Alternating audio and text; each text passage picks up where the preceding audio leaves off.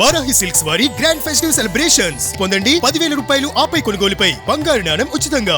ఎక్కడ కూడా ఆవేశం బిగ్ బాస్ లో కూడా పోయినప్పుడు మీ పేరు అన్నప్పుడు పేరు చెప్పడానికి కూడా సీరియస్ అయిపోయారు. అదే శివాజీ గారు పేరు అడిగినప్పుడు మాత్రం ప్రోగ్రామ్ లో ఇప్పుడు మిమ్మల్ని మేము ఏదో మాధవి అని పిలవాలా మాధురి అని పిలవాలంటే నేను మాధురి అని ఆయనకి చాలా స్వీట్ గా చెప్పారు. స్వీట్ గా చెప్పలేదు.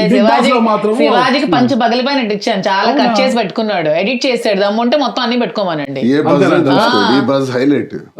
శివాజీకి ఎంత ఉండాల్సిన అవసరం నాకు లేదు, ఎవరి దగ్గర తగ్గాల్సిన అవసరం నాకు లేదు. మీరు అన్నారు కదా సౌమ్యంగా చెప్పారని అంటున్నారు కదా, అలా చెప్పాల్సిన అవసరం లేదు. పెట్టినవన్నీ పెట్టుకోమనండి. శివాజీ సౌమ్యంగా చెప్పడానికి కింద ఉండి చెప్పడానికి ఏమైనా తేడా ఉంది? చాలా తేడా ఉంటది. ఇప్పుడు ఆ అమ్మాయి కూడా నేను బిగ్ బాస్ లో అడిగినప్పుడు తెలుసు, మారిపోయారు మీరు. అవును, చాలా మారిపోయారు. కొంచెం సన్నబడ్డాను బిగ్ బాస్. ఇప్పుడు ఆ అమ్మాయి బిగ్ బాస్ లోకి వెళ్ళినప్పుడు అమ్మాయి మీ పేరేంటి అంటే తెలుసుకో అన్నాను, తప్పే ఉంది. నీకెందుకు చెప్పాలి, నువ్వెవరు నా పేరు అనలే కదా, తెలుసుకో అన్నాను సరదాగా.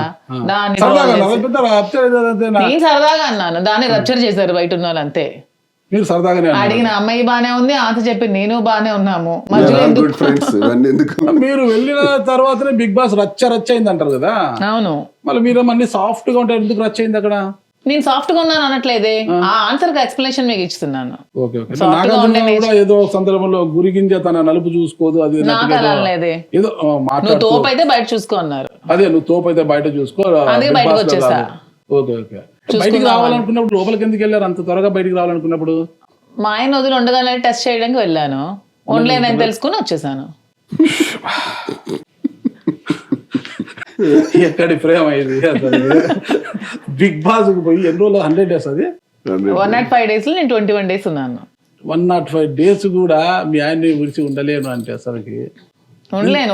ఉండగలనా లేదా టెస్ట్ చేయడానికి వెళ్ళాను, ఉండలేను కాబట్టి వచ్చేసాను. ఎన్ని రోజులు తెలిసిపోయింది ఉండలేను అనేసి? నాకు సెకండ్ వీకే తెలిసిపోయింది, ఇంకా నా వల్ల కాదు, ఇంకా తను వదిలి నేను ఉండలేను అని. చాలా కష్టంగా అనిపించింది, భారంగా.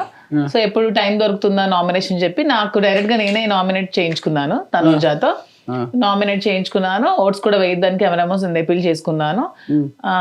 నెక్స్ట్ వీక్ లో తనకి పవర్ అస్త్ర ఉంది, నన్ను సేవ్ చేసి అది కూడా వద్దని చెప్పి నేను వచ్చేసాను. ఎందుకంటే అప్పుడు నేనే వచ్చేసాను. వాళ్ళు దొబ్బేలేదు, నన్నేవాడు ఒకటి దొబ్బేయడానికి. బిగ్ బాస్ అనుకుంటే ఎవరైనా దొబ్బేస్తారు, అంత సినిమా లేదు. మాధురి దగ్గర దువార్సిన దగ్గర పప్పులే ఉడకు, నేను రావాలనుకున్నాను కాబట్టి వచ్చేసాను అంతే. అంటే కరెక్ట్. బయట అయితే మీ దగ్గర పప్పులు ఉడకవు, ఇప్పుడు మావి ఉడకడం లేదు, ఇక్కడ ఉడకనీరు కూడా మీరు వామో మీరు ఎక్కడ ఉడకవు ఎవరి పప్పులు. ఎప్పుడు శ్రీను గారి దగ్గర ఉడుకుతాయి, మీ దగ్గర ఉడకవు. ఇద్దరి దగ్గర మళ్ళీ ఇద్దరిని కలపొద్దండి. ఆయన దగ్గర ఉడుకుతాయి, ఎంత పప్పు అయినా ఆయన దగ్గర ఉడుకుతుంది, మీ దగ్గర ఉడికించడమే కష్టం అయిపోయింది అసలుకి.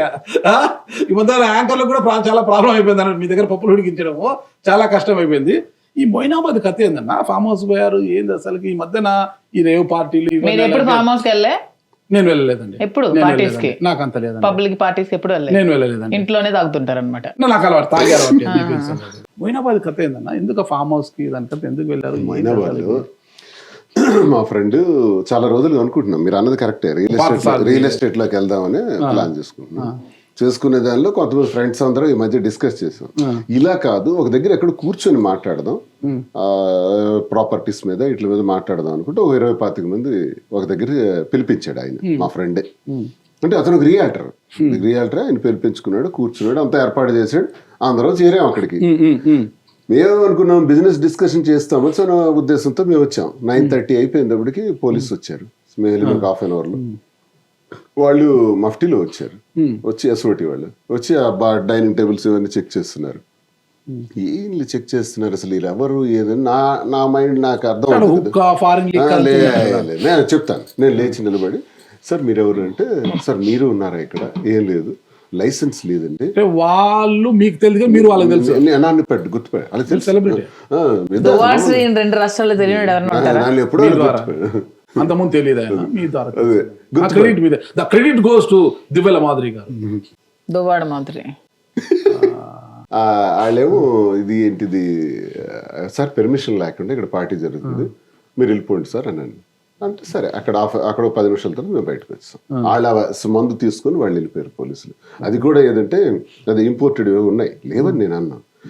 ప్రాబ్లం అంటే ఏంటంటే పెర్మిషన్ లేకుండా జరిగింది. నేను అతనికి అడిగాను పార్దు పెర్మిషన్ లేదంటున్నారు ఏంటి సంగతి అంటే, మేనేజ్మెంట్ చూసుకుంటా ఉన్నారు సార్, ఆ ఫామ్ హౌస్ మేనేజరు ఇచ్చారు, తక్కువ మంది 20 మందే కదా, 20-25 మందికి అక్కర్లేదని చెప్పాడు. నాకు రూల్ తెలీదు, పర్మిషన్ దానికి కూడా ఉండాలని నాకు తెలియదు అన్నాడు. సరేలే ఇంక క్లోజ్ చేయండి, తర్వాత మనం మాట్లాడుకుందాం అని క్లోజ్ చేసి ఎటోనట్టు వచ్చాం. ఒకవేళ మేమే ఫంక్షన్ చేస్తే 25 మందితో చెయ్యం, కనీసం 1000 మంది వస్తారు, 500 నుంచి 1000 మంది వస్తారు. ఒక ఫంక్షన్ మేము చేసాం కూడా హైదరాబాద్లో పాపకి సంబంధించి, ఆ రోజు 2000 మంది వచ్చారు. దానికి భారీగా కార్యక్రమం జరిగింది. అందులో ఆ రోజు అలా లిక్కర్ కూడా ఉంది, లిక్కర్కి పర్మిషన్ కూడా తీసుకున్నాం. విత్ పర్మిషన్ ఫంక్షన్ ఎలా చేయాలో హైదరాబాద్లో, తెలంగాణలో ఈ రూల్స్ అన్నీ మాకు తెలుసు. తెలిసి ఇలాంటి తెలుగు తక్కువ పని మేము చేయం కదా, మీరు పిలిచారు వచ్చాం, తీరా చూస్తే ఆ ఫంక్షన్లో పర్మిషన్ లేదనేది అర్థమైంది, మళ్ళీ వెనక్కి వచ్చేసినాం. దాట్స్ ఆల్, అంతే మొయినాబాద్. అయితే పోలీసులు ఏదో కేసు కట్టుకున్నారు, మాకు సంబంధం లేదు, మాకు లేదు, మాకు చెప్పలేదు, మాకు పిలవలేదు, మాకు సంబంధం లేదు, వాళ్ళు మాతో మాట్లాడలేదు కూడా ఈ విషయం. ప్రొద్దున మాత్రం ఏదో దువ్వాడ అరెస్ట్ అని వచ్చింది, మాదిరి అరెస్ట్ ఆ ఛానల్లో వచ్చింది. వాళ్ళు మళ్ళీ క్షమాపణ కూడా చెప్పారు, వాళ్ళు వెళ్ళలేదు, అనవసరంగా మేమే విషయం తెలుసుకోకుండా మాట్లాడాం, క్షమించండి అన్నారు. ఒక ఛానల్ వాళ్ళు క్షమించండి అంటే చిన్న విషయం కాదు, మళ్ళీ ఓపెన్ గా. చెడిపోయినంత వేగంగా మంచి పోదు కదా, పోదు, దువ్వాడ అరెస్ట్ అనేది వెళ్తుంది. అదే కదా, నేను క్షమాపణ చెప్పినది వినిపింది కదా, వినిపించదు, అది ఎవడు చూడరు, మీరు చూడలేదు, మీరు ఇదే చెప్తున్నాను అంతే. ఎప్పుడైనా చెడు ఫాస్ట్ గా వెళ్తుంది, దువ్వాడ అరెస్ట్ అదొక మ్యాటర్. అయినా మా పార్టీ అయితే మీకు ఇన్విటేషన్ వచ్చేది కదా, నాకు ఇన్విటేషన్ ఎందుకు ఇవ్వం? మీరు మా ఆప్తులు కదా. అయ్యో, మీరు సామాన్య మనసులో ఎంత ప్రేమ పెట్టుకున్నారా, చాలా సంతోషం. అంటే చాలా అభిమానం మాకు. మరి మీకు ఇన్విటేషన్ ఖచ్చితంగా వచ్చేది మా పార్టీ అయితే. ఈసారి నాగరాజు గారికి ఇన్విటేషన్ వద్దు. నేను ఫామ్ హౌస్ రా, ఫామ్ హౌస్ ఫామ్ హౌస్ అంటే ఫామ్ హౌస్ అంటే అదే బూత్ బంగ్లా. ఫామ్ హౌస్ అంటే ఇప్పుడు భయం, పార్టీలు డ్రగ్స్ అంటారు, ఎక్కడ పోయినా కూడా ఇవేది కనిపిస్తున్నాయి. ఫామ్ హౌస్ అంటారు, మంద్ అంటారు, డ్రగ్స్ అంటారు, వాళ్ళు పట్టుకుంటున్నారు, చాలా చూస్తున్నాం కదా. మనం పెర్మిషన్ తీసుకోవడం తప్పు.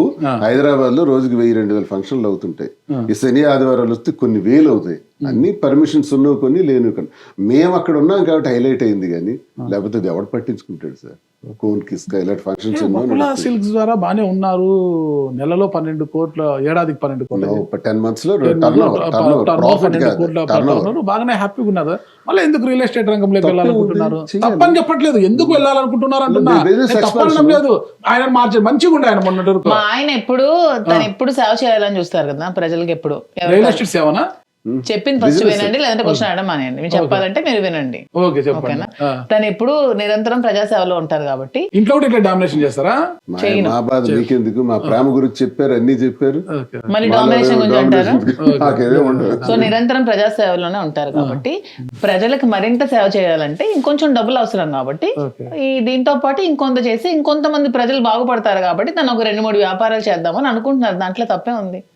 మరి తప్పని నేను అనట్లేదు, ఎందుకు వెళ్ళాలనుకుంటున్నారు? అదే ఆన్సర్. మరింత ప్రజలకు చేరువుగా, మరింత ప్రజాసేవలో ముందుకు వెళ్ళాలనుకుంటే ఇంకొంచెం డబ్బులు అవసరం కాబట్టి ఇప్పుడు నెలకు ఒక 3 లక్షల వరకు ప్రజలకి తను సేవ చేస్తున్నారు.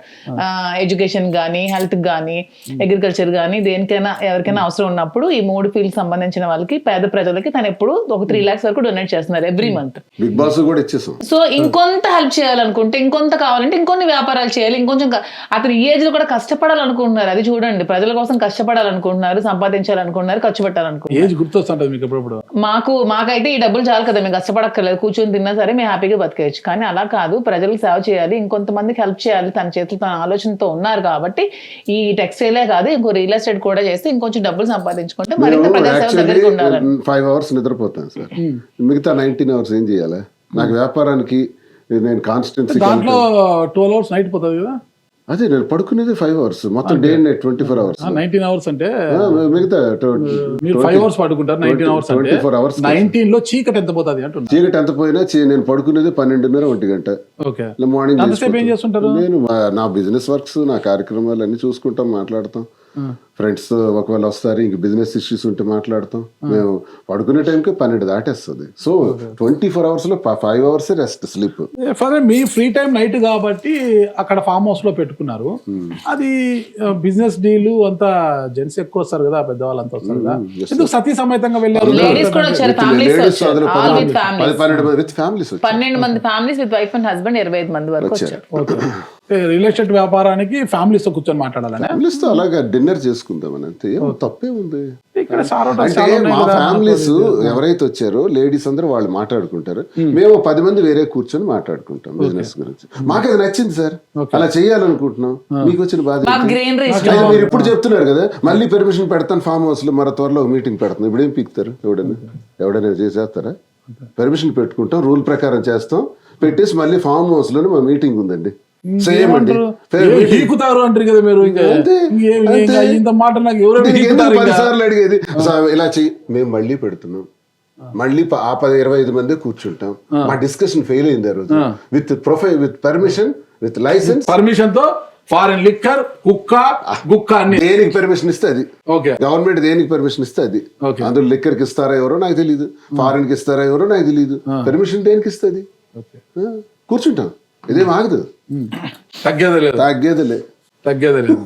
అంతే, తగ్గేదిలే. ఇద్దరు ఆగదండి, బిజినెస్ ఎందుకు ఆగుద్దండి?